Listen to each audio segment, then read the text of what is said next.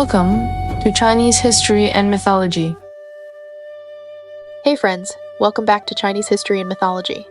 In the last episode, we reached the most critical night of the Battle of Red Cliffs. Zhou Yu and Huang Gai carried out the famous self-injury scheme. Huang Gai deliberately challenged Zhou Yu in front of the generals and was beaten until his skin split and blood flowed, all to convince Cao Cao that he truly intended to surrender. Soon after, Can Zi risked his life crossing the river to deliver a false letter of surrender, successfully making Cao Cao believe Huang Gai was sincere. At the same time, Pang Tong presented the chain link strategy, persuading Cao Cao to connect his warships with iron chains. On the surface, it solved the problem of northern soldiers struggling with naval warfare. In reality, it laid the fatal foundation for the fire attack that would come later. Yet everything was ready except for one thing: the east wind. Zhou Yu had already planned the fire attack, but winter usually brought northwest winds. If he launched the attack under those conditions, the flames would burn eastern Wu instead of the Cao army. Just as Zhou Yu was worrying himself into illness and coughing blood, Zhu Zhiliang identified the source of his anxiety. He then built the 7-star altar on Nanping Mountain and summoned 3 days and 3 nights of southeast wind. The moment the east wind arrived, Zhou Yu moved his armies into action.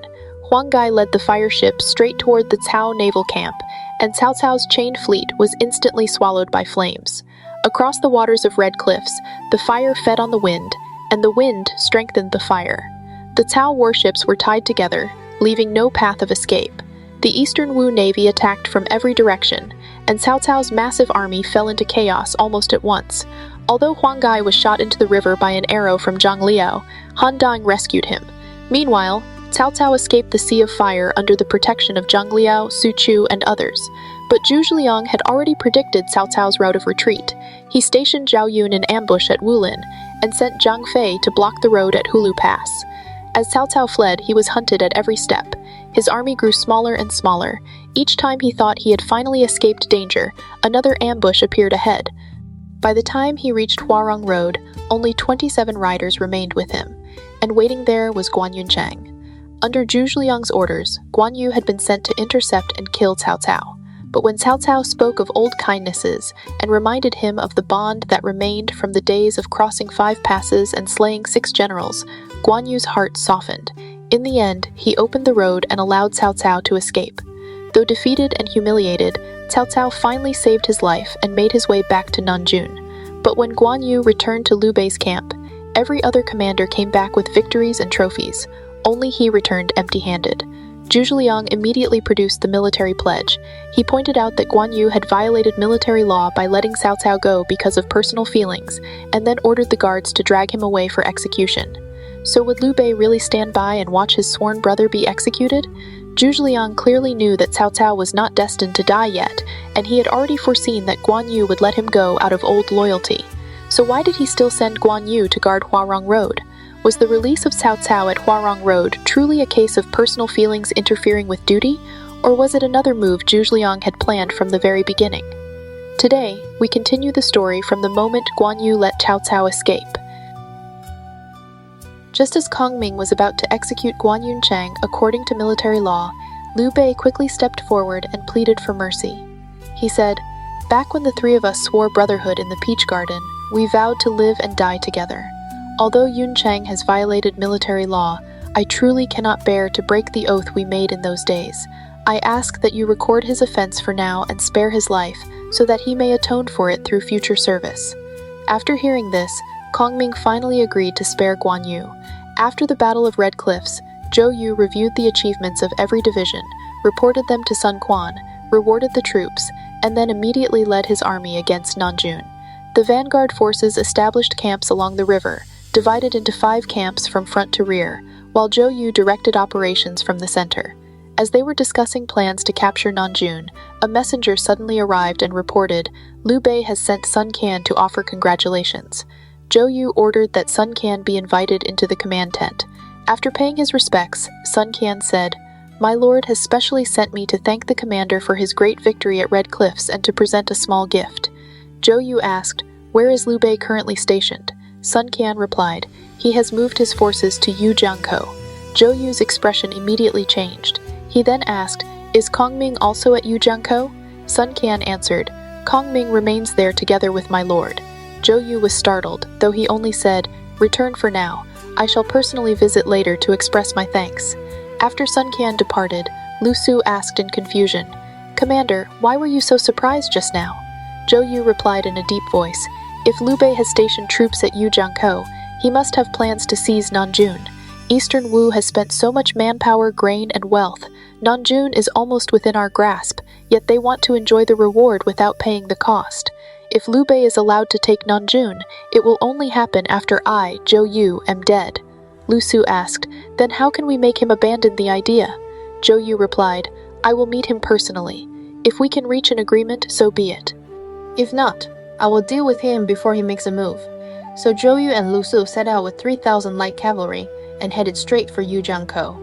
When Sun Qian returned to Liu Bei's camp, he reported that Zhou Yu intended to come. Liu Bei asked Kongming, "Why is Zhou Yu coming here?" Kongming smiled and said, "He is not coming because of the gift. He is clearly coming because of Nanjun." Liu Bei asked again, "If he brings troops with him, how should we respond?" Kongming quietly explained a plan. As a result, Liu Bei arranged his warships at Yujiangkou and drew up troops along the shore in perfect formation. When Zhou Yu arrived and saw that Liu Bei's army was far from weak, he became even more uneasy. Liu Bei and Kongming welcomed him into the tent and hosted a banquet. After several rounds of wine, Zhou Yu asked, "Since Liu Yuzhou has stationed troops here, could it be that he also intends to capture Nanjun?" Liu Bei replied, "I heard that the commander plans to take Nanjun, so I came to assist. If the commander does not take it, then Liu Bei will take it himself." Zhou Yu smiled and said, "Eastern Wu has long intended to control the Han River region. Nanjun is now right before us. How could we not take it?" Liu Bei replied, "Before leaving, Cao Cao appointed Cao Ren to defend Nanjun. He must have left behind clever plans to support him. Cao Ren is the bravest among the armies. I fear the commander may not find the city so easy to capture." Zhou Yu refused to accept this and said, "If I fail to take Nanjun, then I will leave it for you to take." Liu Bei immediately answered, "Zijing and Kongming are both here as witnesses. Commander, do not regret those words later." Lu Su hesitated, uncertain how to respond. But Zhou Yu declared, "A true man never takes back his word." Kongming immediately smiled and said, "Those are fair words, Commander. Let Eastern Wu attempt the capture first. If you fail, then let my lord try. What could be wrong with that?" Zhou Yu and Lu Su then took their leave. After Zhou Yu departed, Liu Bei still felt uneasy. He asked Kongming, "The answer you taught me worked well enough at the time, but if Zhou Yu truly captures Nanjun, then the city will belong to Eastern Wu. Where will I find a place to settle?" Kongming burst into laughter. "When I advised my lord to seize Jingzhou, my lord could not bear to do it. Now that Nanjun belongs to Cao Cao, suddenly my lord remembers that it should be taken." Liu Bei replied, "Liu Biao treated me kindly, so I could not bring myself to seize his lands. But now that Nanjun belongs to Cao Cao, of course I can take it." Kongming said, "My lord need not worry. Simply allow Zhou Yu and He Cao Ren to fight one another. Sooner or later, my lord will sit in possession of Nanjun." Liu Bei asked, "How will this plan work?" Kongming quietly explained further. Liu Bei was delighted and kept his forces at Yujiangkou without moving. After returning to camp, Lu Su asked Zhou Yu, "Why did you promise Liu Bei that if Eastern Wu failed to take Nanjun, he could have a chance to take it?" Zhou Yu replied, "I can capture Nanjun in no time at all. I merely offered empty courtesy." He then summoned his generals and asked, "Who dares to be the first to capture Nanjun?" Jiang Qin immediately stepped forward. Zhou Yu appointed Jiang Qin as vanguard commander, with Zhu Sheng and Ding Feng serving as deputy commanders. He gave them 5,000 elite troops to cross the river first, while he would follow with reinforcements. Cao Ren defended Nanjun, while Cao Hong held Yiling. Together, the two positions supported one another. When news arrived that the Wu army had crossed the river, Cao Ren advocated holding the city and refusing battle, but the fierce general Niu Jin angrily declared, "The enemy has already reached our walls. If we still refuse to fight, will we not appear cowardly? I am willing to lead 500 elite soldiers out and fight to the death." Cao Ren agreed. After Niu Jin rode out, Ding Feng pretended to retreat and lured him into the Wu formations, where he was immediately surrounded. Seeing this from the city walls, Cao Ren at once put on his armor, mounted his horse, and led several hundred warriors charging into the Wu army. He rescued Niu Jin first, then noticed dozens more cavalrymen trapped within the enemy lines. He charged into the encirclement again and brought them out as well. Jiang Qin tried to block his path, but Cao Ren and Niu Jin broke through together and scattered his troops. Soon after, Cao Chun arrived with reinforcements. The Wu army was forced to retreat, and Cao Ren returned to the city victorious. Jiang Qin returned in defeat. Zhou Yu was furious and nearly had him executed. Only the desperate pleas of the other generals saved his life. Just as Zhou Yu was preparing to personally face Cao Ren in battle, Gan Ning stepped forward and said, "Cao Ren has left Cao Hong to defend Yiling, and the two positions support each other. If we do not take Yiling first, Nanjun will be difficult to capture. Allow me to lead 3,000 elite troops to seize Yiling." Zhou Yu accepted the suggestion and ordered Gan Ning to strike directly at Yiling, but the news had already been passed to Cao Ren by spies inside the Wu army. After consulting with Chen Zhao said, "If Yiling falls, Nanjun will be difficult to defend. Reinforcements must be sent at once." Cao Ren therefore dispatched Cao Chen and Niu Jin in secret to assist Cao Hong. When Gan Ning arrived at Yiling, Cao Hong rode out to fight. After more than 20 exchanges, Cao Hong retreated. Gan Ning pressed the attack and captured Yiling. But by dusk, Cao Chen and Niu Jin arrived with reinforcements and joined forces with Cao Hong, surrounding Yiling in return. Scouts rushed to report, "Gan Ning is trapped in Yiling." Zhou Yu was shocked. Cheng Pu urged Zhou Yu to divide his forces and send help, but Zhou Yu worried that Cao Ren might attack the main camp at Nanjun if the army was weakened. For a moment, he could not decide. Lu Meng then said, "Gan Xingba is one of Eastern Wu's greatest generals. How can we leave him without aid? Let Ling Tong stay behind to guard the camp. I will lead the vanguard, and the commander can follow behind. Within 10 days we will defeat the enemy." Ling Tong also volunteered, saying, "If it is only for 10 days, I am willing to take responsibility for defending the camp." Zhou Yu was delighted. He left 10,000 troops under Ling Tong's command and personally led the army toward Yiling. Lu Meng added another suggestion. "There is a small road south of Yiling that leads to Nanjun. If the enemy is defeated, they will certainly retreat along that route. We should cut down trees and block the road first. Then their horses will not be able to pass, and they will be forced to abandon them." Zhou Yu followed the plan. As the army approached Yiling, Zhou Tai requested permission to break through the encirclement and rescue Gan Ning. Carrying his blade, he mounted his horse and charged into the enemy ranks, fighting all the way to the city walls. When Gan Ning learned that Zhou Yu had personally come to rescue him, he immediately organized his troops and prepared to attack from inside, while the Wu army attacked from outside. Hearing the news, Cao Hong, Cao Chen, and Niu Jin divided their forces to meet the threat. Gan Ning and Zhou Tai then charged out from the city while the Wu army attacked from outside. The Cao forces fell into confusion. As expected, Cao Hong and the others retreated along the small road, only to find it blocked by fallen trees. Their horses could not pass, and they were forced to flee on foot, leaving behind more than 500 fine horses for the Wu army. After rescuing Gan Ning, Zhou Yu marched back to Nanjun overnight. There he encountered Cao Ren returning from Yiling. The two sides fought until dark before withdrawing to their camps. After returning to the city, Cao Ren met with his officers. Cao Hong said, "Now that Jialing has been lost, the situation is dangerous. Perhaps we should open the secret letter left by the Prime Minister." Cao Ren opened the letter and was overjoyed after reading it. He immediately gave orders, "Prepare food at the 5th watch. At dawn, the entire army will abandon the city. Place banners all along the walls to create the appearance of strength, and leave through 3 different gates." Outside Nanjun, Zhou Yu was arranging his battle lines. When he saw the Cao army leaving through 3 gates, and noticed banners hanging from the walls, with no defenders in sight, he concluded that Cao Ren intended to withdraw. He immediately ordered both wings to pursue, while he personally led the main force into the city. At the sound of the war drums, Cao Hong rode out to fight. Han Dang met him in battle, and after more than 30 exchanges, Cao Hong retreated. Cao Ren then entered the fight personally, only to be driven back by Zhou Tai. The Cao formation fell into disorder. Wu cavalry charged forward, and the Cao troops fled toward the northwest. Seeing the city gates wide open, and the walls apparently undefended, Zhou Yu ordered his men to seize the city. Dozens of cavalry rushed in first, and Zhou Yu himself rode straight into the inner city. But an ambush had already been prepared inside. From the enemy tower, Chen Zhao quietly praised the brilliance of the Prime Minister's plan. Suddenly, a signal sounded, and arrows rained down from both sides. The Wu cavalry that had rushed into the city fell one after another into hidden pits. Zhou Yu quickly turned his horse to retreat, but a poisoned arrow struck him in the left side. He fell from his horse. Niu Jin charged out from the city, hoping to capture Zhou Yu alive, but Zhu Sheng and Ding Feng fought desperately to rescue him and bring him back. The Cao forces inside the city launched a counterattack. Wu soldiers trampled over one another in panic, and countless men fell into the trenches. Fortunately, Ling Tong suddenly attacked from the flank and blocked the Cao troops, allowing the Wu army to retreat safely to camp. After Zhou Yu was struck by the arrow, the military doctors removed the arrowhead with iron forceps and treated the wound with medicine. The physician warned him, the arrowhead was poisoned. The wound will not heal quickly.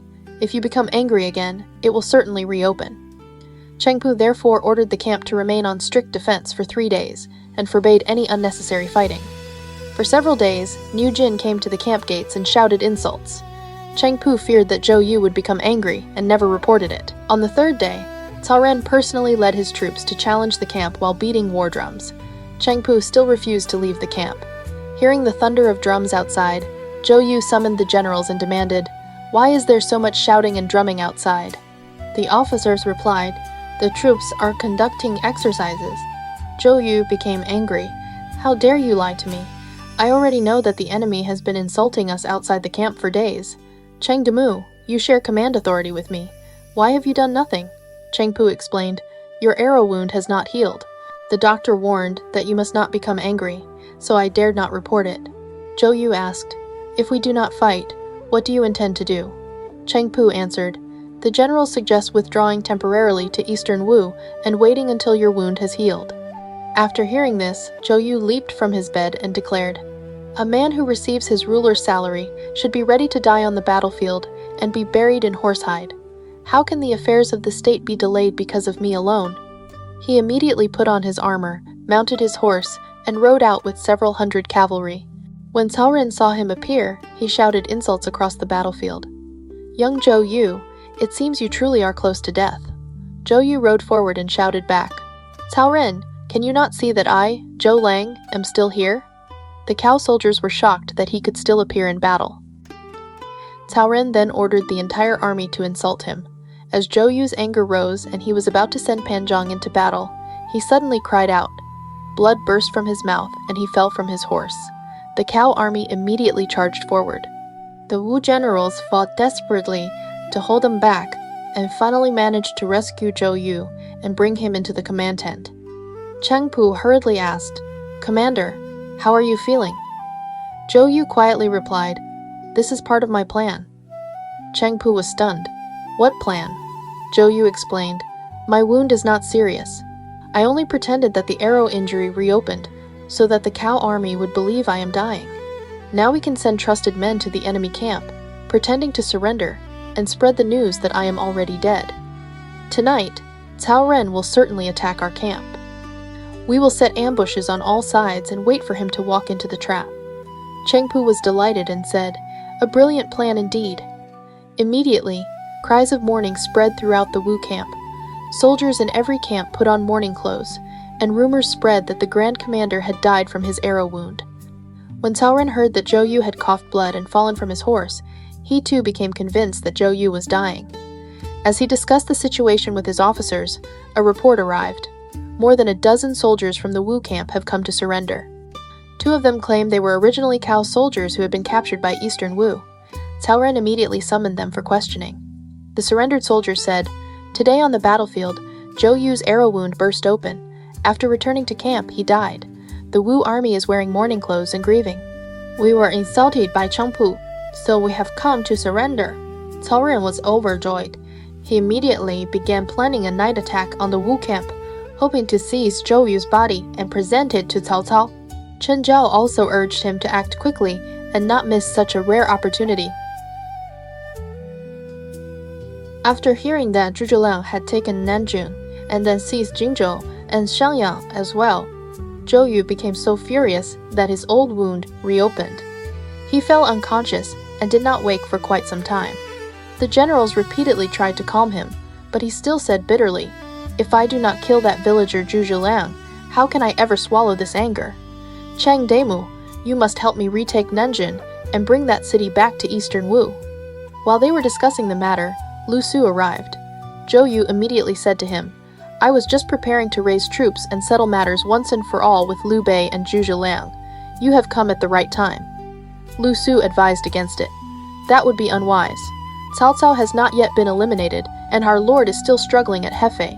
If we fight Liu Bei now and Cao forces take advantage of the situation, the consequences will be severe. Besides, if Liu Bei is pushed too far, he may hand the cities over to Cao Cao and join forces with him against Eastern Wu. Would that not be even more dangerous? Zhou Yu replied angrily. We provided the plans. We fought the battles. We lost soldiers and spent enormous resources, yet they came and took the cities already won. How is that not infuriating? Lu Su said, Let me go and speak with Liu Bei first. If negotiations fail, there will still be time for war. The other generals also agreed that Lu Su's proposal was reasonable. Lu Su therefore went to the gates of Nanjun and requested an audience with Liu Bei. Zhao Yun came out to answer him and said, My lord and the military advisor are both in Jingzhou city. Lu Su then headed for Jingzhou. Along the way, he saw orderly banners and disciplined troops throughout the city, and could not help sighing to himself. Zhu Zhiliang truly is no ordinary man. When Zhu Zhiliang heard that Lu Su had arrived, he ordered the city gates opened wide and welcomed him inside. After the formal greetings, Lu Su said, When Cao Cao marched south with his million-man army, it appeared that he was attacking Jiangdong, but in truth his real target was the imperial uncle. It was only because Eastern Wu fought desperately that the imperial uncle was preserved. Now, the 9 commanderies of Jingshang should rightfully belong to Eastern Wu, yet the imperial uncle used strategy to seize them, leaving Jiangdong to bear all the losses in soldiers, supplies, and wealth. That is difficult to justify. Zhu Zhiliang replied, Zheijing is a wise man. How can you say such a thing? As the saying goes, everything should return to its rightful owner. The 9 commanderies of Jingshang never belonged to Eastern Wu.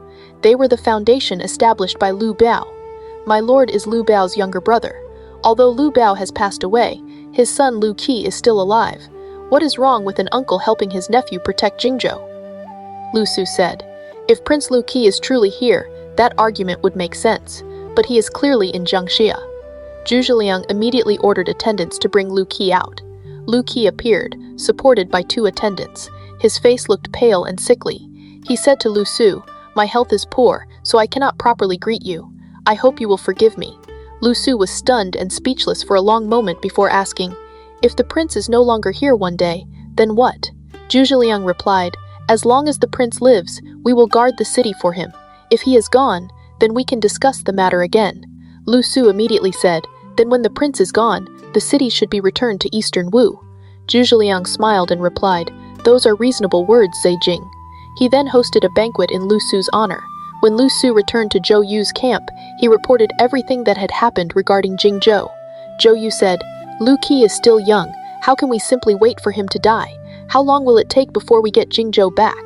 Lu Su answered, Do not worry, Commander. From what I saw, Liu Qi is already deeply weakened. He indulges in wine and pleasure. His illness is severe. His face is thin and pale. His breathing is labored, and he often coughs blood. I doubt he can survive more than half a year. Once he dies, Liu Bei will have no excuse left. Though still unwilling to accept it, Zhou Yu temporarily swallowed his anger. At that moment, a messenger arrived from Sun Quan with orders. Hefei had still not been taken, and Zhou Yu was instructed to withdraw and return to assist there. Zhou Yu therefore returned to Chaisang to recover from his wounds, while ordering Cheng Pu to lead the navy to Hefei and await further commands. After obtaining Jingzhou, Nanjun, and Shangyang, Liu Bei was delighted and began planning for the future.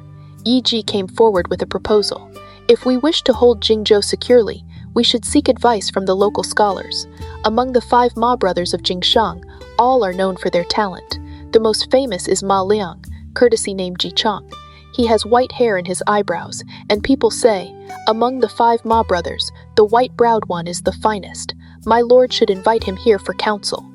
Liu Bei immediately sent for Ma Liang. When Ma Liang arrived, Liu Bei treated him as an honored guest and asked for advice on governing Jingshang. Ma Liang said, Jingshang is surrounded by enemies on every side. If we merely defend what we already possess, we will not endure for long. Let Prince Liu Qi remain here to recover. Use his former followers to stabilize Jingzhou, then submit a memorial to the imperial court requesting that Liu Qi be officially appointed governor of Jingshang. That will reassure the people. Afterward, send troops south to capture the 4 commanderies of Wuling, Changsha, Guiyang, and Lingling. Build up supplies and strengthen your foundation. That is the proper long-term strategy. Liu Bei was delighted and asked which commandery should be taken first. Ma Liang replied, "Lingling lies closest on the western side of the Xiang River. Take Lingling first, then Wuling. After that, cross to Guiyang on the eastern side of the river, and finally attack Changsha." Liu Bei appointed Ma Liang as an advisor and E.G. as his assistant. After consulting with Zhu Zhiliang, he sent Lu Qi back to Shangyang to recover, recalled Guan Yu to defend Jingzhou, and personally led an army against Lingling. Zhang Fei served as the vanguard, Zhao Yun commanded the rear division, and Zhu Zhiliang accompanied Liu Bei in the central army. Together they led 15,000 soldiers. Guan Yu remained behind to guard Jingzhou, while Mi Zhu and Lu Feng defended Jiangling. When Lu Du, the governor of Lingling, heard that Liu Bei's army was approaching, he discussed the matter with his son Lu Shan. Lu Shan said, "Father, there is no need to worry. Our great general Xing Darong possesses the strength of 10,000 men. He is more than capable of dealing with the enemy." Lu Du therefore ordered Lu Shan and Xing Darong to establish a camp outside the city. Xing Darong rode out, brandishing a massive battle axe, and loudly cursed Liu Bei's army for invading their territory. Sitting in his four-wheeled carriage and gently waving his feather fan, Zhu Zhiliang replied, "I am Zhu Kongming of Nanyang. Even Cao Cao's the million-man army was defeated by one of my strategies. How can you hope to oppose me? I have come today to accept your surrender. Why not submit now and spare yourselves trouble?" Xing Darong burst into laughter and shouted, "The victory at Red Cliffs was Zhou Lang's achievement. What did it have to do with you? Yet you dare stand here and deceive people." With that, he raised his axe and charged forward.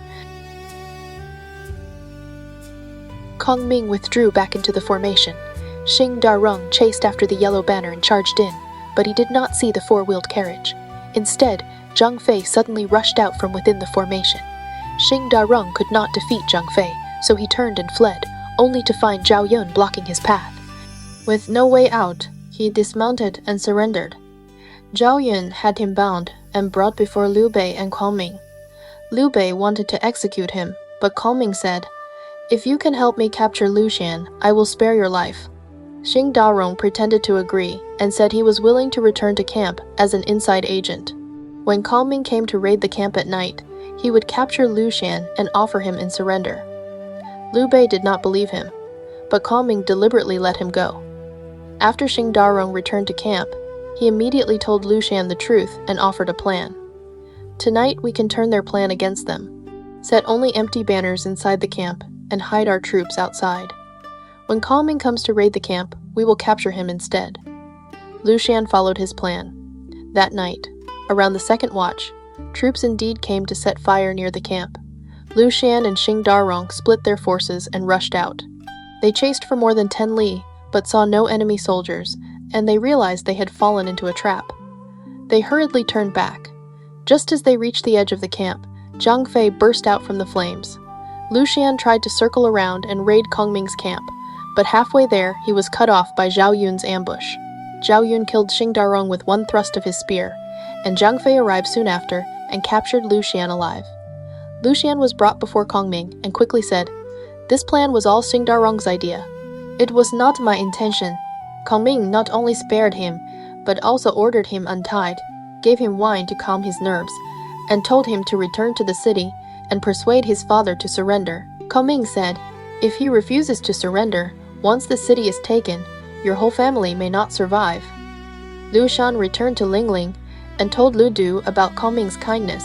Liu Du then opened the city gates wide, carried out his official seal, and surrendered. Kongming ordered Liu Du to remain as governor of the commandery, while Liu Shan followed the army to serve in Jingzhou. In this way, the commandery of Lingling came under Liu Bei's control. After Liu Bei entered the city, he comforted the people and rewarded the army. Then he asked the generals, "Lingling has been taken. Who is willing to go and take Guiyang?" Zhao Yun was the first to volunteer, and Zhang Fei also fought for the chance.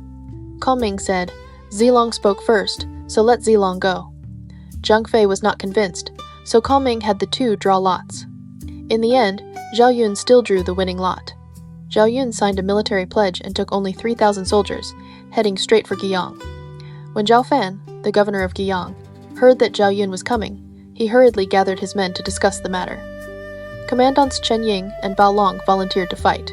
But Zhao Fan said, "Liu Bei is the imperial uncle of the Han. Kongming is full of strategy, and Guan Yu and Zhang Fei are unmatched warriors. As for Zhao Zilong, who is coming now, he once moved freely through 1,000,000 soldiers at Changban Slope. How can Guiyang resist him? It would be better to surrender. Chen Ying still insisted on fighting first. Zhao Fan had no choice but to allow him to lead out the troops. Chen Ying led 3,000 soldiers out of the city to face the enemy. Zhao Yun shouted before the formation, "My lord, Liu Sunde, is Liu Biao's younger brother. He governs Jingzhou together with Prince Liu Ji. He has come here to comfort and protect the people. How dare you come out to fight?" Chen Ying shouted back, "We recognize only Chancellor Cao. How could we submit to Liu Bei?" Zhao Yun was furious. He raised his spear and charged straight at Chen Ying. They fought 4 or 5 rounds before Chen Ying could no longer hold on. He turned his horse and fled, then suddenly threw a flying fork behind him. Zhao Yun caught it and threw it back. Then he caught up and captured Chen Ying alive. Back in camp, Zhao Yun shouted, "With your ability, you dare oppose me. I will not kill you today. Go back and tell Zhao Fan to surrender at once." Chen Ying kowtowed and left. Chen Ying returned to the city and reported what had happened. Zhao Fan sighed and said, "I wanted to surrender from the beginning. You were the one who insisted on fighting. Now do you understand how formidable he is?" Zhao Fan then carried his seal and came out of the city to surrender. Zhao Yun treated him with the courtesy due to a guest and set wine before him. During the banquet, Zhao Fan said, "General, your surname is Zhao, and mine is also Zhao. You are from Zhending in Changshan, and I am from the same place. 500 years ago, we were one family. If you do not look down on me, I would like to become sworn brothers with you." After they compared their ages, Zhao Yun was found to be 4 months older than Zhao Fan, so Zhao Fan bowed to Zhao Yun as his elder brother. The next day, Zhao Fan invited Zhao Yun into the city to comfort the people. Zhao Yun took only 50 riders into the city, and the people burned incense and knelt to welcome him. After he had settled the people, Zhao Fan invited Zhao Yun into his residence for wine. When the wine had gone halfway around, Zhao Fan invited a woman dressed in white to come out and offer wine. Zhao Yun asked, "Who is she?" Zhao Fan replied, "She is my elder brother's widow, Lady Fan." Zhao Yun immediately composed himself and treated her with formal respect. After Lady Fan withdrew, Zhao Yun asked, "Brother, why did you have your sister-in-law come out to offer wine?"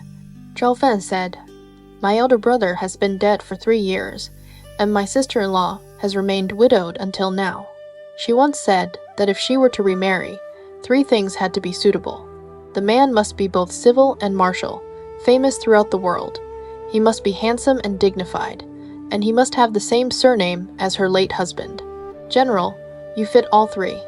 I wish to marry my sister-in-law to you and form a lifelong bond between us."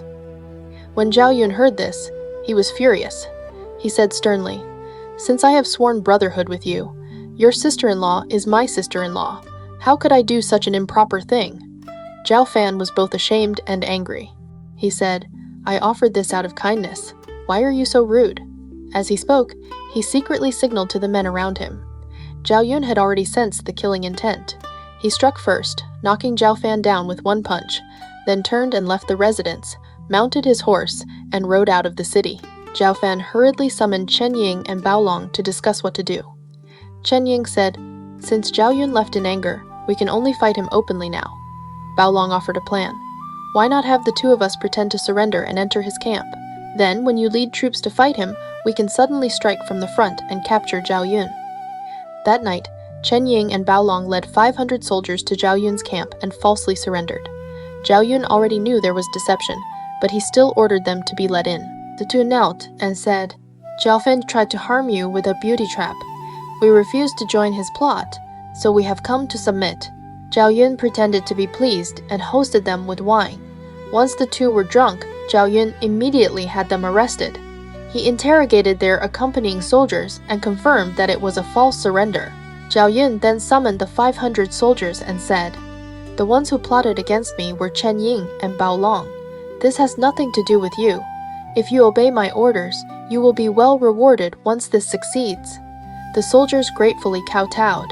Zhao Yun then executed Chen Ying and Bao Long, ordered the 500 soldiers to lead the way, and personally led 1,000 troops to the gates of Guiyang that very night.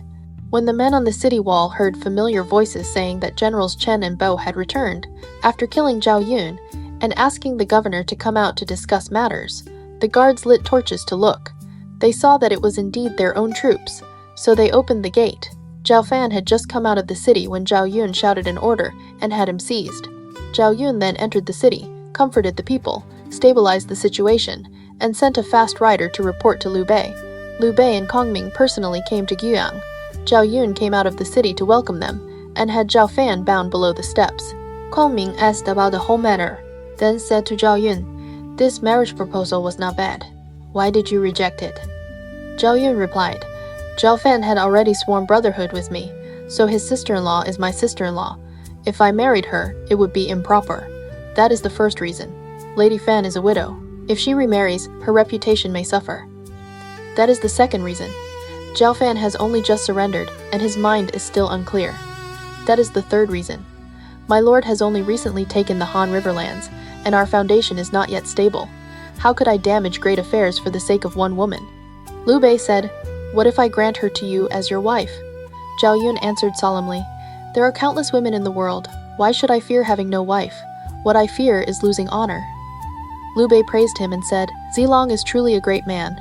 He therefore pardoned Zhao Fan, allowed him to remain governor of Guiyang, and richly rewarded Zhao Yun. Zhang Fei heard all this from the side and could not help shouting, "Why is it always Zilong who wins merit, while I end up looking useless?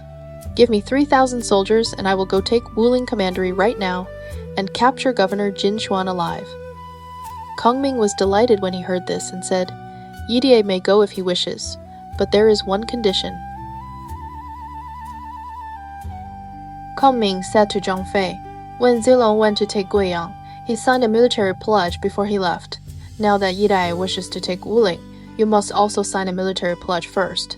Zhang Fei immediately wrote and signed the pledge, then led 3,000 soldiers and marched toward Wuling that very night. When Jin Xuan, the governor of Wuling, heard that Zhang Fei was coming to attack, he hurriedly gathered his officers and prepared for battle. His advisor Gongji urged him, saying, "Liu Xuande is the imperial uncle of the Han, and his reputation for benevolence and righteousness is known throughout the land. Zhang Fei is also unmatched in bravery. It would be unwise to fight them head-on. Surrendering would be the best course." Jin Xuan flew into a rage. "Are you trying to become an inside agent?" He immediately ordered Gongji executed. Only after the other officials pleaded for mercy did he relent and merely drive Gongji away. Jin Xuan then personally led troops out of the city to meet the enemy. When the two armies met, Zhang Fei sat firmly on his horse with spear in hand and shouted, "Jin Xuan!" Jin Xuan asked his officers who dared to fight, but no one answered. Left with no choice, he rode forward himself, brandishing his blade. Zhang Fei let out a thunderous roar. Jin Xuan's face immediately turned pale. Before the two men had even exchanged a blow, Jin Xuan turned his horse and fled. Zhang Fei led his troops in pursuit all the way to the city gates, but arrows suddenly poured down from the walls like rain. Looking up, Jin Xuan saw Gongji standing atop the wall, shouting, "You have defied heaven's will and brought destruction upon yourself. The people and I are willing to surrender to Imperial Uncle Liu." With that, Gongji fired an arrow that struck Jin Xuan directly in the face. Jin Xuan fell from his horse and died. The soldiers cut off his head and presented it to Zhang Fei. Gongji opened the city gates and surrendered. Zhang Fei ordered him to take Jin Xuan's seal and credentials to Liu Bei. Liu Bei was delighted and appointed Gongji as the new governor of Wuling. Liu Bei personally went to Wuling to comfort the people, and then sent a letter to Guan Yu with the good news, saying that Zhang Fei and Zhao Yun had each taken a commandery. Guan Yu replied with a request for battle. "I hear that Changsha has not yet been taken.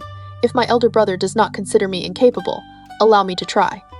Liu Bei was pleased and sent Zhang Fei back to Jingzhou to guard the city, while ordering Guan Yu to attack Changsha. After Guan Yu arrived at camp, Kongming reminded him, "The governor of Changsha, Han Xuan, is not worth worrying about, but under him serves an old general named Huang Zhang, courtesy named Han Sheng. Though he is nearly 60 years old, he possesses the courage of 10,000 men. Do not underestimate him." Guan Yu laughed and said, "Military advisor, why praise others and diminish your own side? He is only an old soldier. What is there to fear? With just 500 blade guards, I can take the heads of Huang Zhang and Han Xuan." Liu Bei tried to persuade him otherwise, but Guan Yu would not listen. He was allowed to depart. In private, Kongming told Liu Bei, "Yun Chang is too confident. I fear he may suffer a setback. My lord would do well to bring troops and follow behind to support him." Liu Bei therefore set out with an army and headed toward Changsha as well. When Han Xuan, the governor of Changsha, heard that Guan Yu was coming, he urgently summoned the veteran general Huang Zhang for discussion. Huang Zhang said, "My lord need not worry. With this blade and this bow, if 1,000 men come, 1,000 men will die. Han Shan first sent the officer Yang Ling out to meet the enemy. Yang Ling had only just begun shouting insults when Guan Yu spurred his horse forward and swung his blade. In fewer than 3 rounds, Yang Ling was cut down from his horse. Guan Yu then pursued the fleeing troops all the way to the walls of Changsha. Han Shan was shocked and had no choice but to send Huang Zhong out to fight, while he himself climbed the city wall to watch. Huang Zhong rode out with his blade. Guan Yu leveled his weapon and asked, "Are you Huang Zhong?" Huang Zhong replied, "Since you know my name, how dare you invade?" Guan Yu answered, "I have come precisely to take your head." Their horses met, and the 2 men fought for more than 100 rounds without a winner. Watching from the city wall, Han Shan became increasingly worried. Fearing that Huang Zhong might come to harm, he hurriedly ordered the drum sounded to end the battle. Guan Yu returned to camp and thought to himself, "Huang Zhong truly deserves his reputation. Tomorrow I must defeat him with the dragging blade trick." The next day, Huang Zhong came out to fight again. The 2 battled for another 50 or 60 rounds, still unable to decide a victor. Guan Yu turned his horse and pretended to retreat. Huang Zhong pursued him closely. Just as Guan Yu was about to turn and use his dragging blade attack, he suddenly heard a noise behind him. Looking back, he saw that Huang Zhong's horse had stumbled and thrown him to the ground. Guan Yu pulled back his horse, raised his blade, and shouted, "Today I spare your life. Go change your horse and come back to fight again." Huang Zhong mounted another horse and returned to the city, deeply grateful that Guan Yu had spared him. Han Shan, however, scolded Huang Zhong. "Your archery never misses. Why did you not shoot him?" Huang Zhong could only reply, "Tomorrow I will lure him to the suspension bridge by pretending to retreat and then kill him with a single arrow." Han Shan then rewarded him with a fine blue horse. That night, Huang Zhong found himself in great conflict. He thought, "Yun Chang spared my life yesterday. How can I bear to harm him? Yet if I do not shoot, I will be disobeying military orders." On the 3rd day, Huang Zhong came out and pretended to retreat. Guan Yu chased after him without hesitation. Remembering the favor from the day before, Huang Zhong drew his bow twice without releasing an arrow. Guan Yu assumed that Huang Zhong could not shoot and became less cautious in the pursuit. When they reached the suspension bridge, Huang Zhong suddenly knocked an arrow and fired. The arrow struck the tassel on Guan Yu's helmet. Shocked, Guan Yu returned to camp with the arrow still attached. Only then did he realize that Huang Zhong possessed the skill to hit a target at 100 paces, and that this arrow, aimed only at the tassel, was his way of repaying the mercy shown the day before. When Huang Zhong returned to the city, Han Shan was furious. He ordered Huang Zhong arrested. "I have watched you fight for 3 days. It is obvious that you are secretly working with Guan Yu. If I do not kill you today, you will become a future threat." The other officers tried to plead for him, but Han Zhuan shouted, "Anyone who speaks for him is his accomplice." Just as the execution was about to begin, a fierce warrior charged in, cut down the executioner with a single stroke, and rescued Huang Zhong. He shouted, "Huang Hansheng is the pillar of Changsha. To kill him is to harm the people of Changsha. Han Zhan is cruel and without virtue. Any man has the right to kill him." Everyone looked and saw that it was Wei Yan. Wei Yan had originally wanted to join Liu Bei at Sangyang, but failed. He later entered Han Zhong's service, though he was never truly valued. Now he raised his voice, and the people of the city immediately responded. Wei Yan rushed to the city wall and cut Han Zhan into 2 pieces with a single blow. Carrying Han Zhan's head, he left the city and surrendered to Guan Yu. Guan Yu was delighted. He entered the city, comforted the people, and then asked to see Huang Zhong. Huang Zhong, however, claimed illness and refused to come out. Guan Yu therefore sent for Liu Bei and Kongming to come in person. Liu Bei and Kongming were still on the road to Changsha when they suddenly saw blue banners curling backward in the wind and a flock of crows flying from north to south overhead. Liu Bei asked what omen this might be. Kongming cast a divination and said, "Changsha has already fallen, and a great general has joined our side." Before long, a messenger arrived and reported, "General Guan has taken Changsha. The surrendered generals are Huang Zhong and Wei Yan." Liu Bei was overjoyed. After entering Changsha, he personally visited Huang Zhong at his home. Only then did Huang Zhong formally surrender and request permission to bury Han Xuan in the eastern outskirts of Changsha. Liu Bei treated Huang Zhong with great respect, and also ordered Han Xuan to be given a proper burial. Guan Yu then brought Wei Yan to meet them, but Kongming immediately ordered the guards to drag Wei Yan outside and execute him. Liu Bei was shocked and asked, "Wei Yan has rendered great service and committed no crime. Why does the military advisor wish to kill him?" Kongming replied, "He accepted his lord's salary and then killed his lord. That is disloyal. He lived in Changsha and then surrendered the city. That is unrighteous. Furthermore, I see a rebellious look behind his head. One day he will surely rebel. Better to remove him now. Liu Bei said, "If Wei Yan is killed, the other surrendered officers may become fearful. I hope the military advisor will consider the greater situation and spare his life." Only then did Kongming point at Wei Yan and say, "I spare you today. From now on, you must serve your lord with absolute loyalty. If you ever harbor other intentions, I will personally take your head." Wei Yan repeatedly promised obedience. Huang Zhong then recommended Liu Pan, a nephew of Liu Biao, saying that he was living quietly in Yu County and could be entrusted with managing Changsha. Liu Bei therefore invited Liu Pan to take charge of affairs in Changsha. At this point, the four commanderies of Lingling, Guiyang, Wuling, and Changsha had all come under Liu Bei's control. Liu Bei returned triumphantly to Jingzhou, renamed Yujiangkou as Gong'an, and from then on enjoyed abundant supplies, the support of talented men, and troops stationed at all the important passes. Meanwhile, after Zhou Yu returned to Chaisang to recover from his illness, he ordered Gan Ning to guard Baling, Ling Tong to guard Henyang, and Cheng Pu to lead troops to Hefei in support of Sun Quan. Ever since the Battle of Red Cliffs, Sun Quan had been locked in a long struggle with the Cao forces at Hefei and had been unable to take the city. When he heard that Cheng Pu had arrived with reinforcements, he personally went out to welcome him. Lu Su arrived first, and Sun Quan dismounted to greet him. He then asked, "Do you think I am honoring you properly with this reception?" Lu Su replied, "Not yet. I hope my lord's virtue and authority will spread across the realm, that you will unite the 9 provinces and establish an imperial achievement. Only if my name is recorded in history at that time can I truly say I have been honored." Sun Quan laughed loudly. They then entered the command tent, held a banquet, and discussed plans for attacking Hefei. Not long afterward, Zhang Liao sent a challenge letter. Sun Quan flew into a rage. "Zhang Liao has gone too far. Tomorrow I will personally lead the battle." The next day, the two armies met midway between their camps. Sun Quan wore golden armor and a golden helmet, with Song Qian and Jiahua guarding his left and right. On the Cao side, Zhang Liao, Li Dan, and Ye Jin rode out together. Zhang Liao challenged Sun Quan, but Titustes rushed forward first to meet him. The two fought for 70 or 80 rounds without a winner. Li Dan said to Ye Jin, "The one wearing the golden helmet is Sun Quan.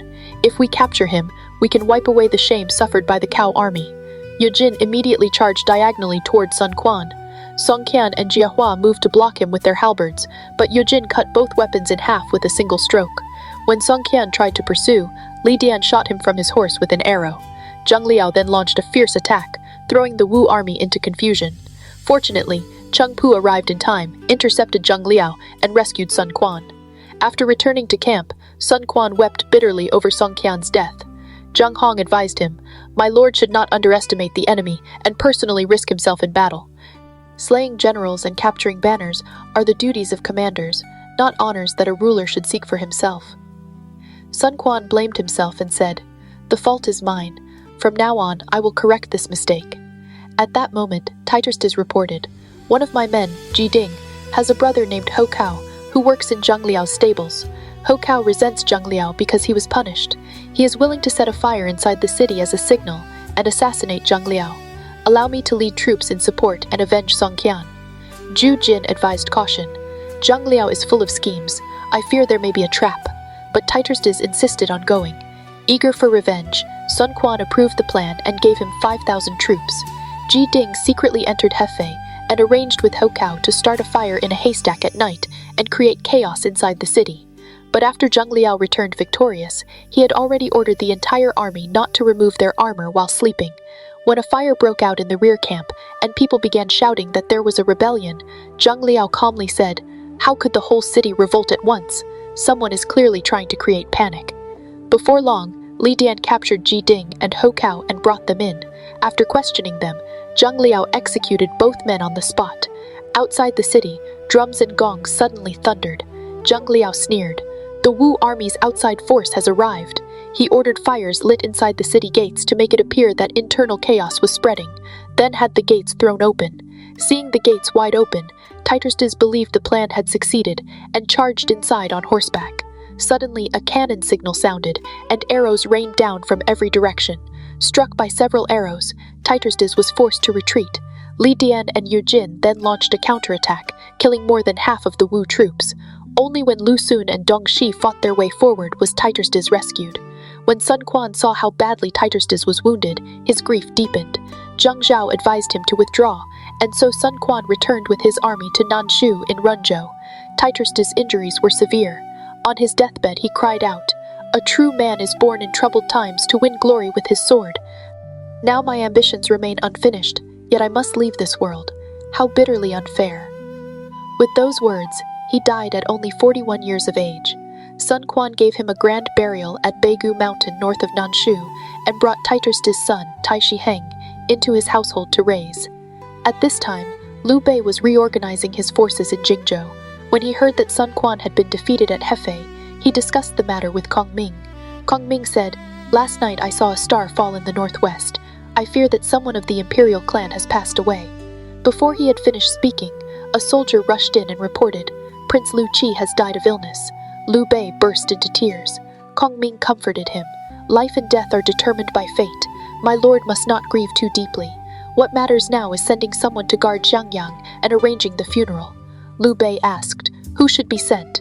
Kongming replied, "No one is more suitable than Yun Chang." Liu Bei then worried aloud, "Now that Liu Qi is dead, Eastern Wu will surely come demanding Jingzhou. How should we respond?" Kongming answered, "If someone comes, I already have a plan." Half a month later, a report arrived just as expected. Lu Su of Eastern Wu has come to offer condolences. When Kongming heard that Lu Su had arrived in Jingzhou, he and Liu Bei personally went outside the city to welcome him and escorted him into the government office.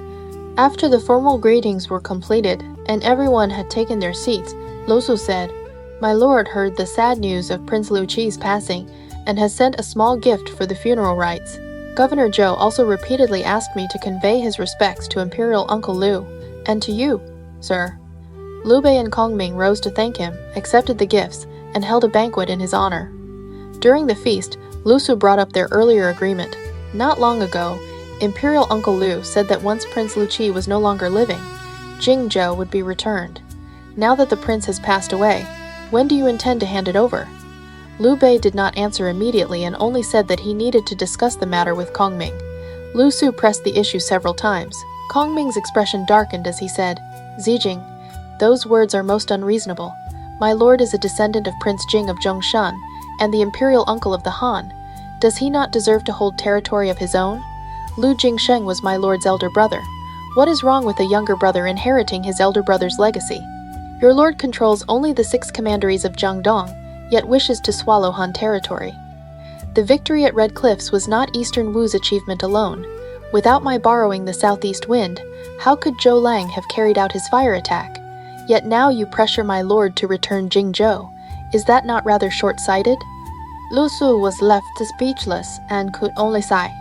"What you say makes sense, sir, but I am in a difficult position. I was the one who brought you across the river to meet the Lord of Wu, and I was the one who guaranteed that Jingzhou would be returned after Prince Liu Qi's death. If it is not returned now, how am I supposed to explain myself to the Lord of Wu and Governor Zhou?" Kongming replied, "If this troubles you, then let my lord write a formal document stating that Jingzhou is only being borrowed for the time being. Once we have obtained Sichuan in the future, it will naturally be returned to Eastern Wu." Having no other choice, Lu Su agreed. Liu Bei personally wrote the document. Kongming signed it as guarantor, and Lu Su was also persuaded to sign it. After accepting the document, Lu Su took his leave. At parting, Kongming reminded him, "After you return, explain the matter carefully. Only if our two sides remain on good terms can we avoid becoming a laughingstock for the Cao forces." After returning to Chaisang, Lu Su presented the document to Zhou Yu. After reading it, Zhou Yu stamped his feet in anger. "Zijing, you have fallen right into Zhu Zhiliang's trap. He says the territory will be returned after Sichuan is taken. But when will he ever take Sichuan? If it takes 10 years, then Jingzhou will not be returned for 10 years. And you even signed as guarantor. What will you do when the Lord of Wu blames you?" Lu Su had no answer, and could only say that he trusted Liu Bei would not betray him. Zhou Yu sighed. "You are an honest man, but Liu Bei is a hero with great ambition, and Zhu Zhiliang is even more cunning." When Lu Su asked what should be done next, Zhou Yu told him to stay a few more days while they waited for reports from their spies north of the river. A few days later, the spies returned with news. White mourning banners are hanging throughout Jingzhou city, and a new grave has been built outside the walls. The soldiers are all wearing mourning clothes. Liu Bei's Lady Gan has passed away." Hearing this, Zhou Yu was delighted. He said to Lu Su, "The plan is working. Liu Bei has lost his wife and will surely remarry. The Lord of Wu has a younger sister. She has a strong personality and is always attended by maidservants carrying swords. I intend to send someone to Jingzhou as a matchmaker. We will lure Liu Bei to Nansu for the wedding. Once he arrives, we will keep him there and use him to exchange for Jingzhou." Lu Su thanked Zhou Yu for the plan. Zhou Yu immediately wrote a letter and sent Lu Su to Nansu to see Sun Quan. Lu Su first explained the matter of borrowing Jingzhou and then presented the written agreement. Sun Quan became furious. "How could you be so foolish? What use is a document like this?" Lu Su quickly handed over Zhou Yu's letter. After reading it, Kong smiled with satisfaction and said, "There is no one better suited for this than Lu Fang." He then summoned Lu Fang and ordered him to go to Jingzhou as a matchmaker. He was to tell Liu Bei that Sun Quan wished to marry his younger sister to him, so that the two families could become relatives and join forces against Cao Cao. Lu Fang accepted the order and set out for Jingzhou. At this time, Liu Bei was still grieving over Lady Gan's death. When he was informed that Lu Fan of Eastern Wu had arrived, Kongming smiled and said, "This is Zhou Yu's scheme. He has come for Jingzhou. I will hide behind the screen. My lord need only agree with whatever he says." After entering, Lu Fan said, "Imperial Uncle Liu has lost his wife, and now a fine marriage opportunity presents itself. The Lord of Wu has a younger sister who is dignified in appearance and virtuous in character. If our two families become related by marriage, even Cao Cao would not dare underestimate the southeast. However, Lady Wu loves her daughter dearly and will not allow her to marry far from home. Therefore, Your Excellency must personally come to Eastern Wu for the wedding." Liu Bei replied that his late wife had only recently passed away and that he was already nearly 50 years old, making him an unsuitable match. Lu Fan persuaded him. "The Lord of Wu's sister wishes to marry only the greatest hero under heaven. Your Excellency's name is known throughout the realm. You are the perfect match." Liu Bei then asked Liu Fan to stay the night and promised an answer the next day. That evening, Liu Bei discussed the matter with Kongming. Liu Bei worried, "This must be another scheme by Zhou Yu. How can I willingly walk into danger?" Kongming smiled. "I have already cast a divination and received the most favorable signs. Zhou Yu may have his plans, but he cannot escape my expectations. My lord should simply agree. First, send Sun Qian with Lu Fan back to Eastern Wu, and give them your answer." So, Sun Qian accompanied Lu Fan to see Sun Quan, and informed him that Liu Bei had accepted the marriage proposal. Sun Quan had been waiting for Liu Bei to come to Wu, and immediately urged him to arrive and complete the marriage. Even so, Liu Bei remained hesitant. Kongming said, "I have prepared 3 clever plans, and only Zilong can carry them out." He then called Zhao Yun forward and handed him 3 brocade bags. "You will escort my lord to Eastern Wu. Whenever a critical moment arrives, open these bags one by one and act according to the instructions inside." It was the 10th month of the winter of the 14th year of Jianan. Liu Bei, Zhao Yun, and Sun Qian boarded 10 swift ships with 500 attendants and departed Jingzhou for Nanshu. All affairs of Jingzhou were left in Kongming's hands. When they reached Nanshu, Zhao Yun opened the first brocade bag. He immediately ordered the accompanying soldiers to decorate everything with red banners and festive ornaments, and to purchase wedding supplies throughout the city. They spread the news loudly everywhere that Imperial Uncle Liu was about to marry into Eastern Wu. At the same time, Zhao Yun advised Liu Bei to first visit Elder Qiao. Elder Qiao was the father of the 2 Qiaos and lived in Nansu. Liu Bei brought gifts of wine and sheep and went to pay his respects. He explained that Lu Fan had arranged the match and that he was about to marry the Lord of Wu's sister. Before long, the entire city of Nansu knew that Liu Bei was going to be married. Elder Qiao then entered the palace to congratulate Lady Wu. She was surprised and asked, "What is there to celebrate?" Elder Qiao replied, "Your daughter has been promised to Liu Zhande. He has already arrived in Nansu. Why have you kept this from me?" Lady Wu was shocked and immediately sent people to investigate. Sure enough, the whole city was preparing for a wedding. Sun Quan came to see his mother, and Lady Wu angrily demanded, "My daughter's marriage should be decided by me. Why did you secretly promise her to Liu Bei and keep it from me?" Sun Quan had no choice but to explain. "This is actually Zhou Yu's plan. We intend to lure Liu Bei to Nanshu, imprison him, and exchange him for Jingzhou. There was never any intention of a real marriage." Lady Wu became furious. "Zhou Yu is the Grand Commander. Instead of using proper means to take Jingzhou, he uses my daughter as bait. If Liu Bei is killed, will my daughter not become a widow before she is even married? Would that not ruin her entire life? Elder Qiao also advised her, even if we gain Jingzhou this way, we will be laughed at by the whole world. It would be better to turn the false plan into a real marriage. Imperial Uncle Liu is a member of the Han Imperial clan and a hero of the age. Having him as a son-in-law would not disgrace the family. Lady Wu then said, I have never met Imperial Uncle Liu. Arrange for us to meet tomorrow at Ganlu Temple. If he pleases me, I will marry my daughter to him. If he does not, then you may deal with him as you wish. Sun Quan had no choice but to agree. Lu Fan then suggested hiding armed men at Ganlu Temple. If Lady Wu did not like Liu Bei, they could seize him on the spot. Sun Quan therefore ordered Jie Hua to prepare the ambush. Elder Qiao sent someone to inform Liu Bei that the Lord of Wu and Lady Wu would meet him at Ganlu Temple the next day. Liu Bei discussed the matter with Sun Qian and Zhao Yun. Zhao Yun said, Tomorrow will be full of danger. I will bring 500 soldiers to protect you. The next day, Liu Bei wore light armor under a brocade robe, while Zhao Yun followed him fully armed. After they arrived at Ganlu Temple, Sun Quan saw that Liu Bei had an extraordinary bearing, and a sense of fear quietly rose in his heart. Liu Bei entered the temple and paid his respects to Lady Wu. When Lady Wu saw his noble presence, she was very pleased and said to Elder Qiao, This truly is my son-in-law. Elder Qiao also praised him. Liu Bei has the bearing of a dragon and phoenix, and his kindness is known throughout the world. My lady, to gain such a fine son-in-law is truly a happy thing. During the banquet, Zhao Yun entered with his sword and stood beside Liu Bei. Lady Wu asked who he was. Liu Bei replied, This is Zhao Zilong of Changshan. Lady Wu exclaimed, Is he the general who carried Adu in his arms at Changban Slope? She then ordered wine to be given to him. Zhao Yun secretly told Liu Bei, There are armed men hidden under the corridors. Liu Bei then knelt before Lady Wu's seat and cried, If you wish to kill me, I am willing to die here. After Lady Wu learned what had happened, she became furious and questioned Sun Quan about why armed men had been hidden there. Sun Quan claimed he knew nothing, while Lu Fan shifted the blame to Jie Hua. Lady Wu immediately ordered Jie Hua to be executed. Liu Bei pleaded, If a great general is killed, it may harm this marriage alliance. Elder Qiao also spoke in his defense. Only then did Lady Wu spare Jie Hua, and the hidden armed men were dismissed. After the banquet, Liu Bei came out of the hall and saw a large stone in the courtyard. He drew his sword and prayed, If I, Liu Bei, can keep Jingzhou and one day achieve royal power, let this sword split the stone open. If I am meant to die here, then let the sword fail to cut into it. With that, he struck down with his sword. Sparks flew and the stone split in two.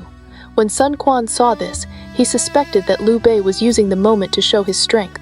He also drew his sword and prayed, If I can recover Jingzhou and bring prosperity to Eastern Wu, let me split this stone as well. His sword came down, and the great stone also split open. Later, this stone came to be known as the Stone of Resentment. The two returned to the banquet and drank several more rounds. Liu Bei then excused himself, saying he could no longer hold his wine. Sun Quan saw him out of the temple, and the two stood side by side, looking out over the rivers and mountains. Liu Bei praised the view, saying, This truly is the finest scenery under heaven. Later, the tablet at Ganlu Temple would bear the words, The finest rivers and mountains under heaven. The two then saw light boats on the river cutting swiftly through the waves. Liu Bei sighed, Southerners sail boats and Northerners ride horses. That saying is indeed true. Sun Quan sensed a hidden meaning in his words and ordered horses to be brought. He rode down the hill and then galloped back up the slope. Liu Bei also leaped onto his horse and followed. The two stood on horseback upon the slope and laughed together. Later, this place was called Horse Stopping Slope. After Liu Bei returned to the guest house, Sun Quan advised him, My lord should quickly ask Elder Qiao to help complete the marriage so that no further trouble can arise. The next day, Liu Bei visited Elder Qiao and said that he feared someone in Jiangdong might harm him, so he could not stay there long. Elder Qiao entered the palace and reported this to Lady Wu. Lady Wu said angrily, He is my son-in-law. Who dares touch him? She then ordered Liu Bei to move into the study residence for the time being, selected an auspicious date for the wedding, and allowed Zhao Yun and the accompanying soldiers to move into the residence as well. Several days later, Lady Sun and Liu Bei were formally married. That night, after the guests had left, red candles lit the path. Liu Bei entered the bridal chamber, only to see spears and blades standing throughout the room.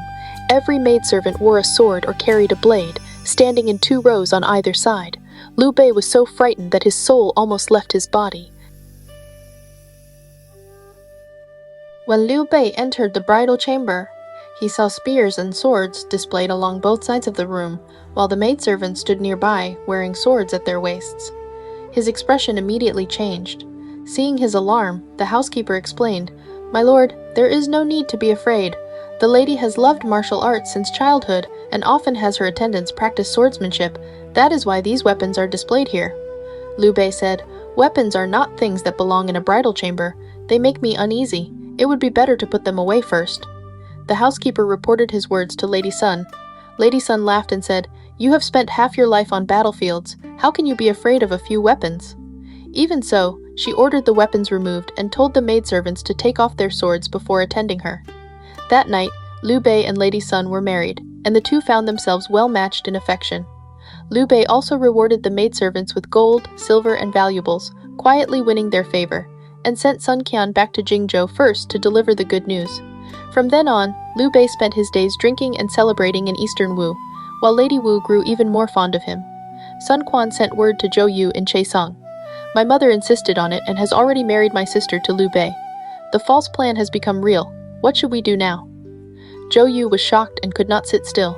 Soon he came up with another plan and wrote to Sun Quan, "Since the false marriage has become real, then keep Liu Bei here. Build him a fine residence and surround him with beautiful women, wealth, treasures, and pleasures. Let him become attached to luxury and distance himself from Guan Yu, Zhang Fei, and Zhao Yun. Let him also lose touch with Zhu Zhiliang's plans. Once ruler and ministers grow apart, taking Jingzhou will be easy. But if we allow him to return, it will be like releasing a dragon into the sea. The trouble afterward will be endless." After reading the letter, Sun Quan showed it to Zhang Zhao. Zhang Zhao agreed. Liu Bei has spent most of his life wandering and has never truly enjoyed wealth and comfort. If we surround him with fine houses, beautiful women, and treasures, his ambition will naturally fade. Once he becomes distant from the people of Jingzhou, Jingzhou itself will be much easier to take. Sun Quan was delighted. He immediately renovated the eastern residence, planted flowers and trees throughout the grounds, filled it with precious treasures, and added dozens of musicians and entertainers. Liu Bei and Lady Sun were invited to live there. Lady Wu believed Sun Quan was sincerely treating his brother-in-law well and was very pleased. Liu Bei indeed became absorbed in pleasure and entertainment and gradually stopped speaking about returning to Jingzhou. Zhao Yun remained outside the eastern residence with 500 soldiers. His days were spent practicing archery and riding horses outside the city. As the end of the year approached, he suddenly remembered the 3 brocade bags Zhu Zhiliang had given him before departure. The first was to be opened upon arriving at Nanshu, the second at the end of the year, and the third only in a moment of great danger. Seeing that his lord had become unwilling to return, Zhao Yun opened the second bag and followed its instructions. That day, Zhao Yun entered the residence to see Liu Bei and deliberately acted alarmed. "My lord, have you become so comfortable in these painted halls that you no longer wish to return to Jingzhou? This morning, a messenger arrived from Zhu Zhiliang. Cao Cao intends to avenge the defeat at Red Cliffs and is marching on Jingzhou with 500,000 troops. The situation is critical. He urges you to return immediately." Liu Bei replied, "I must discuss this with my wife." Zhao Yun said urgently, "If you discuss it with her, she will surely refuse to let you leave. My lord should depart tonight. If you delay, it may be too late." Liu Bei told him to withdraw and said he would think of another way. Liu Bei returned to his private chambers and quietly shed tears. Lady Sun asked why he was so troubled. Liu Bei said, "I am living far from home. I cannot serve my parents or pay respects to my ancestors. Now that the new year is approaching, my heart is filled with unease." Lady Sun replied, "You do not need to hide the truth from me. Zhao Zilong just said that Jingzhou is in danger. You wish to return, but you are afraid I will not allow it." Liu Bei knelt and said, "Since you already know, I dare not conceal it. If I do not return, Jingzhou may be lost. Yet if I return, I cannot bear to leave you behind. I am torn between the two." Lady Sun said, "I am your wife. Wherever you go, I will follow." Liu Bei replied, "How could Lady Wu and Lord Wu ever allow you to leave? If you truly care for me, perhaps you should let me return alone for now." Lady Sun thought for a long time before saying, "On New Year's Day, we can say that we are going to the riverside to honor our ancestors. Then we will leave without saying goodbye." Liu Bei was overjoyed and thanked her again and again. Afterward, He secretly summoned Zhao Yun and arranged for him to take the soldiers out of the city first on New Year's Day and wait on the main road while Liu Bei and Lady Sun departed under the pretense of ancestral rites. On the first day of the new year, in the 15th year of Jianan, Sun Quan held a grand banquet for all his civil and military officials. Liu Bei and Lady Sun paid their respects to Lady Wu together. Lady Sun said, "My husband misses his parents and ancestors. Today he wishes to offer distant sacrifices by the river to the family graves in the north, so we have come to seek your permission."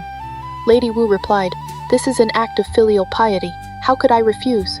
Since you are now a wife, you should accompany your husband in honoring his ancestors."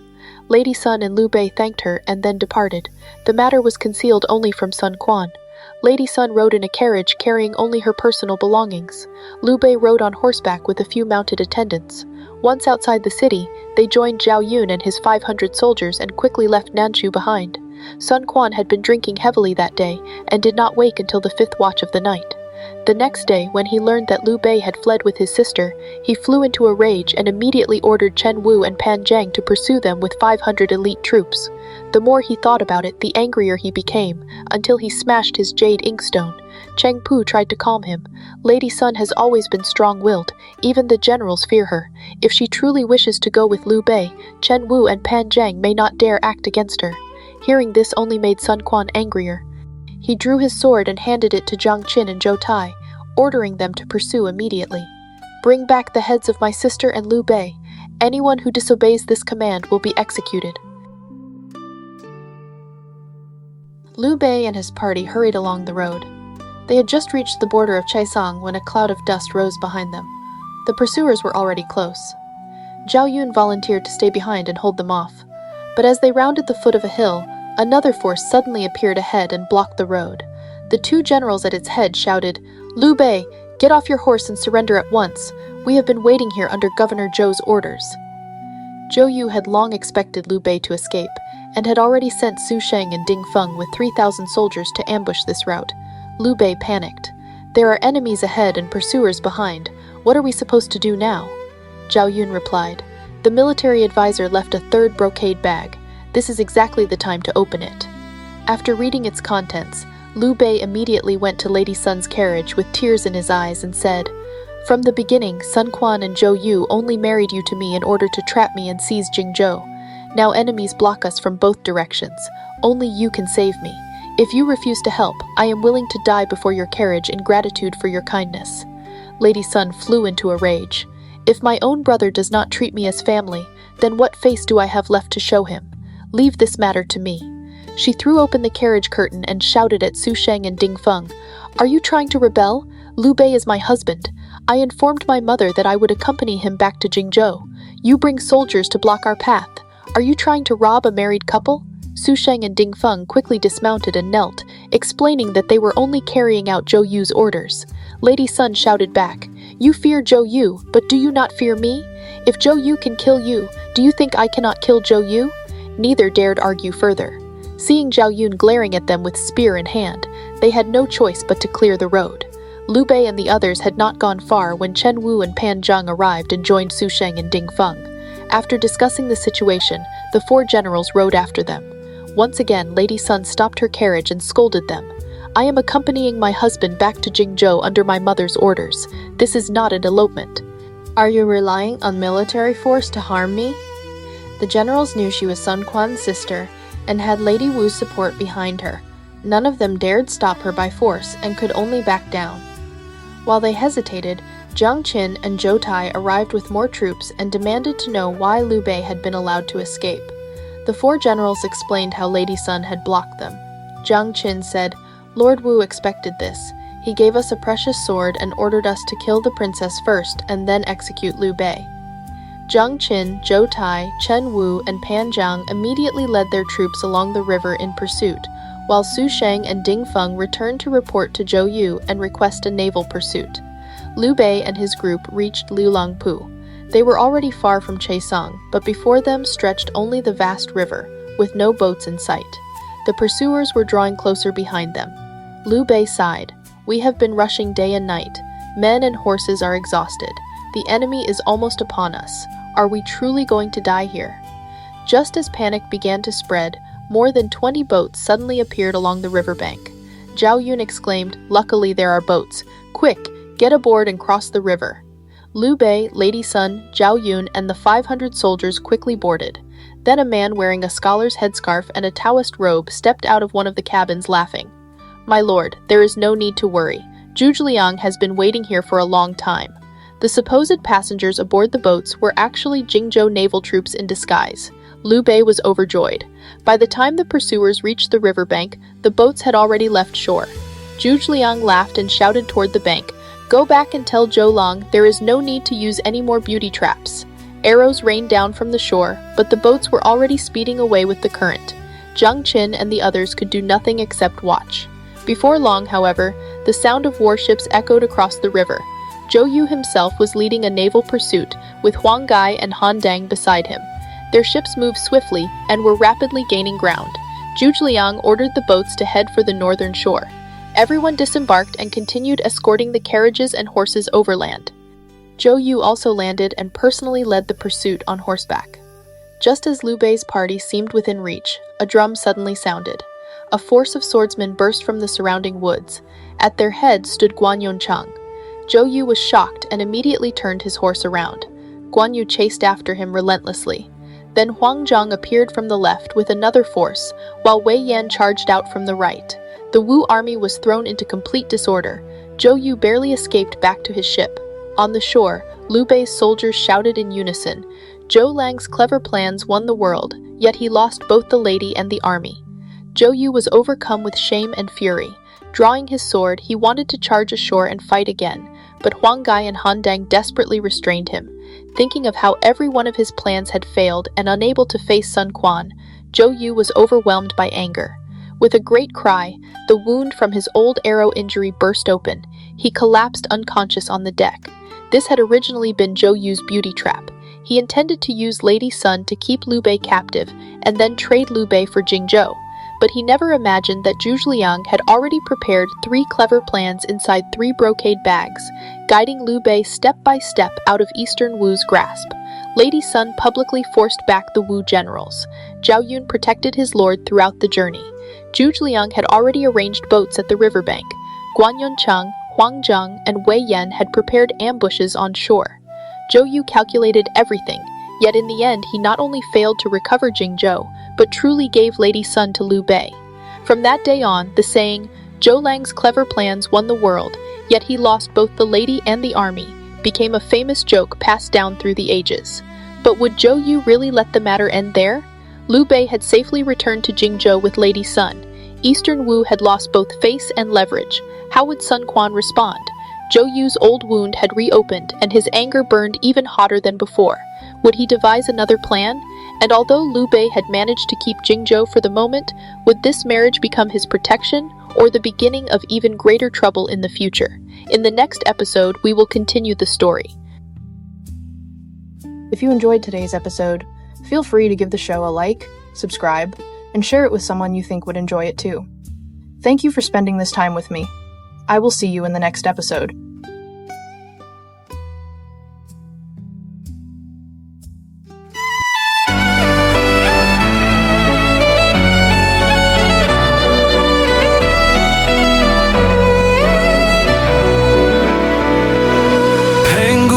The sky in light, Nuwa healed the broken heart. Fuxi traced the world's design. Every age leaves stories bright. Yaya dynasty shaped bronze. Shang dynasty cast oracle. Thou dynasty built right. Qin dynasty forged the great walls. Han dynasty opened Silk Road winds. 3 kingdoms dynasty turned war to tales. Qin dynasty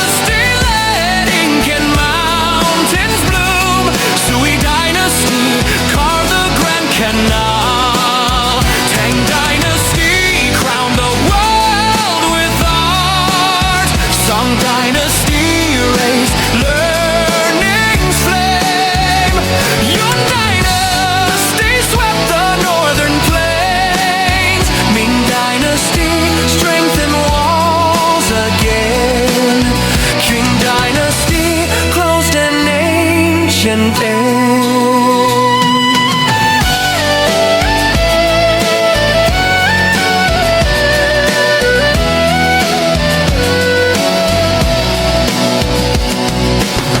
Every age leaves stories bright. History and myth ignite in endless light. China's history moves in mystery through the night. Footsteps of this land enchant the world in light.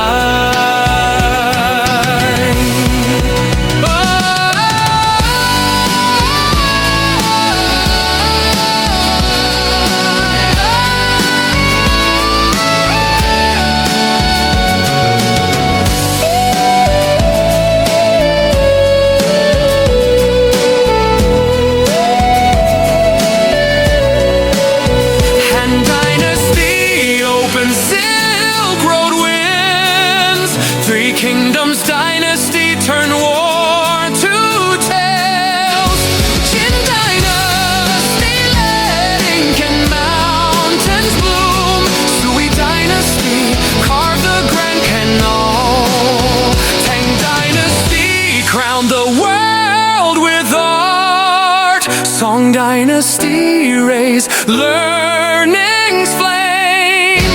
Yuan dynasty swept the northern plains. Ming dynasty strengthened walls again.